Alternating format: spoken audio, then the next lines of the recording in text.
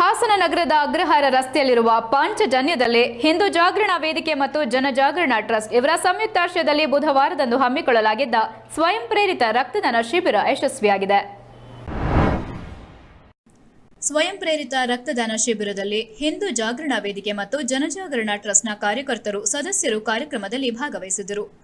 ಹಿಂದೂ ಜಾಗರಣ ವೇದಿಕೆಯ ಸಂಯೋಜಕ ಲೋಕೇಶ್ ಮಾತನಾಡಿ, ಯಾವುದೇ ತುರ್ತು ಸಂದರ್ಭದಲ್ಲಿ ರಕ್ತದ ಅವಶ್ಯಕತೆ ಹೆಚ್ಚಿದ್ದು, ಅದರಲ್ಲೂ ಕೊರೋನಾ ಸೋಂಕಿರುವುದರಿಂದ ಈ ವೇಳೆ ರಕ್ತದ ಶೇಖರಣೆ ತೀರಾ ಕಡಿಮೆಯಾಗಿದೆ. ಆದ್ದರಿಂದ ಈ ಶಿಬಿರವನ್ನು ಆಯೋಜಿಸಲಾಗಿದೆ ಎಂದರು.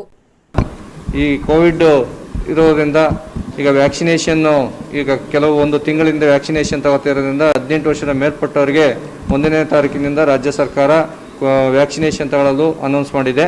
ಆದ ಕಾರಣ ವ್ಯಾಕ್ಸಿನೇಷನ್ ತಗೊಳ್ಳೋ ಮುಂಚೆ ಕೆಲವು 4 ವಾರ ವ್ಯಾಕ್ಸಿನೇಷನ್ ತಗೊಂಡ ಮೇಲೆ ಕೊಡೋಕ್ಕೆ ಬರೋಲ್ಲ. ಅದಕ್ಕೋಸ್ಕರ ವ್ಯಾಕ್ಸಿನೇಷನ್ ತಗೊಳ್ಳೋಕ್ಕೆ ಮುಂಚಿತವಾಗಿ ರಕ್ತದಾನವನ್ನು ಮಾಡಿದರೆ ಒಳ್ಳೆಯದು.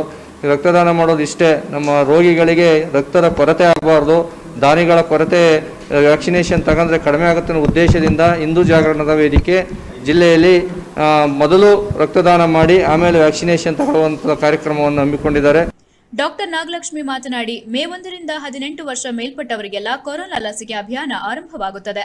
ಲಸಿಕೆ ಹಾಕಿಸಿಕೊಂಡ ಮೇಲೆ 2 ತಿಂಗಳ ಕಾಲ ರಕ್ತವನ್ನು ನೀಡಲು ಆಗುವುದಿಲ್ಲ. ಲಸಿಕೆ ಹಾಕಿಸಿಕೊಳ್ಳುವ ಮೊದಲೇ ರಕ್ತದಾನ ಮಾಡಿದರೆ ಉತ್ತಮ. ಇದರಿಂದ ಅನೇಕರಿಗೆ ಇದರ ಪ್ರಯೋಜನವಾಗಲಿದೆ ಎಂದರು. ತುಂಬ ಒಳ್ಳೆಯ ಕಾರ್ಯಕ್ರಮನ ಹಮ್ಮಿಕೊಂಡಿದ್ದಾರೆ.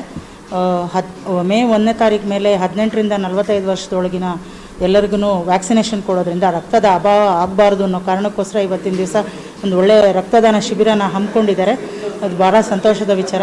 ಇವತ್ತಿನ ದಿವಸ ನಮ್ಮ ಗೌರ್ಮೆಂಟ್ ಹಾಸ್ಪಿಟಲ್ ಹಾಸನಕ್ಕೆ ಒಂದು ಒಳ್ಳೆಯ ರಕ್ತ ಸಂಗ್ರಹಣೆ ಆಗುವಂಥ ಒಂದು ಭರವಸೆ ಮೂಡ್ತಾ ಇದೆ ನನಗೆ.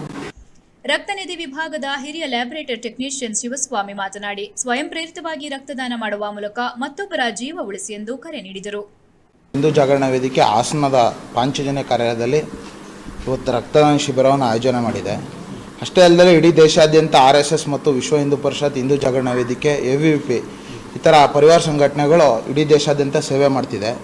ಅಷ್ಟೇ ಅಲ್ಲದೆ ರಕ್ತದ ಕೊರತೆ, ಈಗ ವ್ಯಾಕ್ಸಿನ್ ತಗೊಂಡು 60 ದಿನ ಆದಮೇಲೆ ಯಾರೂ ರಕ್ತದಾನ ಮಾಡೋಂಗಿರಲ್ಲ. ಅದಕ್ಕೋಸ್ಕರ ದೇಶದಲ್ಲಿ ರಕ್ತದಾನ ಅಭಾವ ಸೃಷ್ಟಿಯಾಗಬಾರ್ದು ಅನ್ನೋ ಒಂದು ಉದ್ದೇಶದಿಂದ ನಾವು ರಕ್ತದಾನ ಶಿಬಿರ ನಂಬ್ಕೊಂಡಿದ್ದೀವಿ.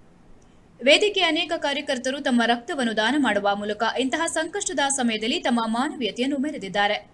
ರಕ್ತದಾನ ಶಿಬಿರದಲ್ಲಿ ರಕ್ತನಿಧಿ ವಿಭಾಗದ ಲ್ಯಾಬೊರೇಟರಿ ಟೆಕ್ನಿಷಿಯನ್ ಪ್ರದೀಪ್ ಶರ್ಮಾ, ಮುರಳಿ, ರಾಜೀವ್, ಪ್ರಮೋದ್, ಅಜಿತ್ ಹಾಗೂ ಇತರರು ಪಾಲ್ಗೊಂಡಿದ್ದರು. ಅರ್ಕಲ್ಗೂಡು ಪಟ್ಟಣ ಪಂಚಾಯಿತಿ ವ್ಯಾಪ್ತಿಯಲ್ಲಿ